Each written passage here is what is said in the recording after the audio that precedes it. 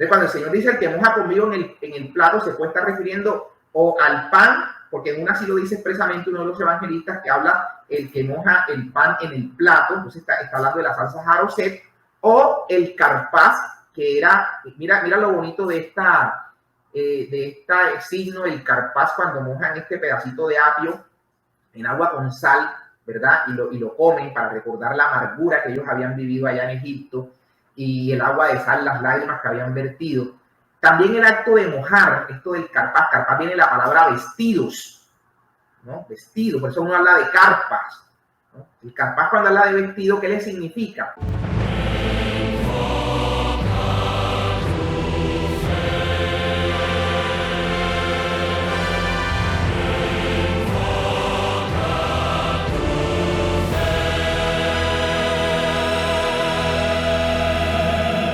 Luego vienen pues los días lunes, martes, miércoles, que algunos los pasan como que no, el lunes santo, martes santo y miércoles santo como que no son tan relevantes, pero sí nos preparan realmente para el triduo pascual.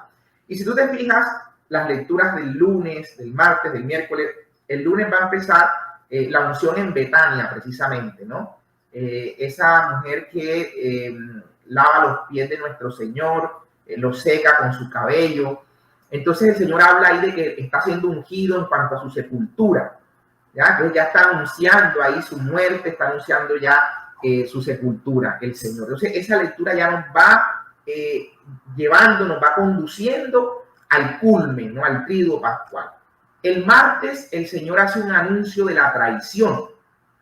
Entonces el Señor allí va a decir que uno de los que moja con él en el plato, ese lo traiciona, lo va a traicionar. Will, ¿qué entendería uno por eso de que moja conmigo en el plato? ¿Qué moja en el plato? Si uno no conoce el seder de Pascua judía, el ritual, pues uno no entendería que el Señor se está refiriendo a que en la mesa de la Pascua hay un plato que se llama la quehará. Ese plato suele hoy día tener 6 alimentos. Dentro de esos tiene uno que se llama el maror. Maror viene de la palabra amargo, ¿no? Son hierbas amargas, realmente es una lechuga romana, puede ser el maror. También está dentro de esos alimentos un alimento que es la llamada salsa Jaroset. Viene de la palabra jerez, que significa arcilla, color ladrillo. Entonces el maror se moja puntualmente, el maror puntualmente se suele mojar en esa salsa Jaroset junto con los panes ácimos, también se mojan en esa salsa Jaroset. La salsa Jaroset, por su color, les recordaba a ellos que ellos fabricaban ladrillos cuando eran esclavos allá en Egipto. Entonces tiene una significación. Y también está lo que ellos llaman el carpaz, que es también como un pedazo de apio que mojan en agua con sal.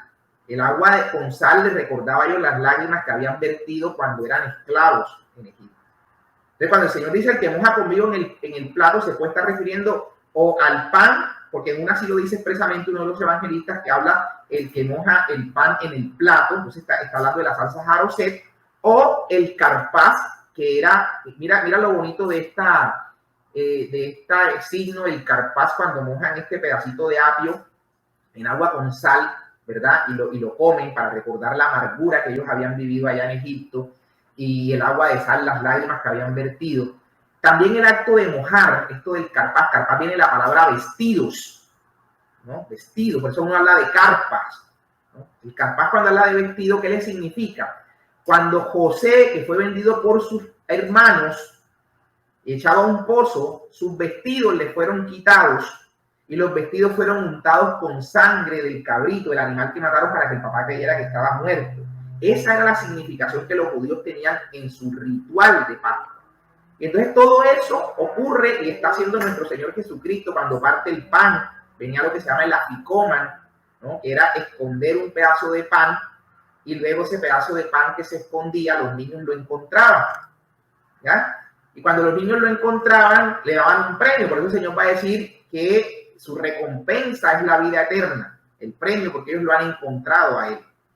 Entonces cada cosa tiene su sentido.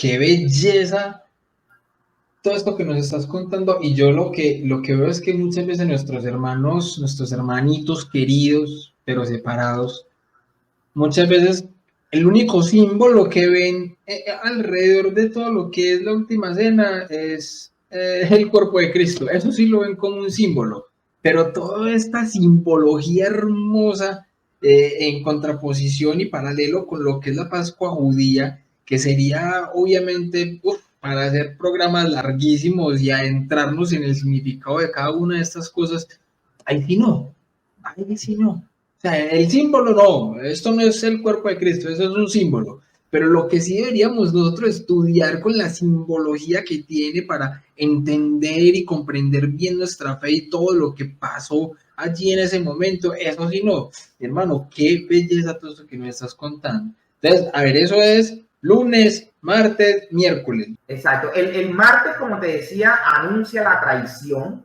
Anuncia la traición. También hay Pedro, sabes, que interviene y le dice: Pedro, a ti te diré que antes que cante el gallo, que era el levita. Bueno, una de las tesis, porque a mí no me gusta afirmar las cosas categóricamente, pero una de las interpretaciones más claras que hay, que mucha gente pensaba que era el gallo Cocoroyo que cantaba antes de que Amaya. Y no, el gallo era llamado así, el levita que anunciaba al pueblo a la hora en que iba a clarear para que el pueblo viniese a oración. Ese era el gallo, ¿no? El gallo era el que hacía el canto que se llamaba para llamar a los levitas a oración. O sea, antes de que existieran las campanas, era el gallo. Era el gallo, pero no gallo Cocoroyo, ¿verdad? Sino así se llamaba ese levita. El levita tenía ese nombre, del gallo. Entonces era un sacerdote que llamaba al pueblo para la oración, encargado de eso, como dice, bueno, y los sacerdotes profetizaban con las liras, etcétera. Era una cuestión muy bonita ahí para hacer ese llamado. Entonces le dice él a Pedro eso, que antes que el gallo cante, él lo habría negado 3 veces. Entonces ese anuncio de la traición, tanto la de Judas como la de Pedro, la negación de Pedro, perdón, está el martes santo. Y el miércoles se consuma esa traición. Queda consumada la traición. Cuando Judas le dice: Señor, seré yo. Cuando Pedro le dice a Juan, que está recostado al pecho de Jesús, le dice: pregúntale tú. Bueno, ahí hay unos gestos muy bonitos también en el ceder de la Pascua, porque había 4 preguntas que le hacían los hijos, los niños, al pater de familia, porque esta noche es diferente a las demás noches, por ejemplo, ¿no? Bueno, dice el hijo sabio, el hijo rebelde, el hijo que no le interesa las cosas y el hijo que no sabe qué preguntar. Ahí el Agadá judío pues te narra eso. Y fíjate que te dice que Juan está recostado a la derecha de Jesús en su pecho, en el pecho de nuestro Señor, ¿verdad? Porque ellos en la cena de Pascua debían comer recostados. Y ellos se recostaban hacia el lado izquierdo. El ceder indica la copa que te vas a tomar, te la tomas recostado. ¿Por qué tomaban la copa y comían, incluso a veces con un cojín, o por qué lo hacían recostado? Porque significaba que no eran como lo hacían allá de esclavos, ahora lo hacían como reyes, como dueños, recostados. Entonces tiene una significación. Y Juan entonces, que se recuesta a su izquierda, a la izquierda de Juan, queda en el pecho, que está Juan a la derecha de Jesús, ¿verdad? Entonces queda recostado sobre el pecho de nuestro Señor. O sea, el judío se inclina, se recuesta hacia la izquierda en la cena de la Pascua. Entonces ahí le dice Pedro eso: pregúntale tú. Generalmente el que preguntaba era el hijo menor, era el que le preguntaba al pater de familia. Entonces ahí está Juan preguntando. Y nuestro Señor entonces responde, ¿no? Con cariño a Juan, le dice: el que moja conmigo el plato de ese, y cuando Judas dice: seré yo, tú lo has dicho. Entonces ahí ya la traición el miércoles queda dada, ¿no? Entonces venimos en eso.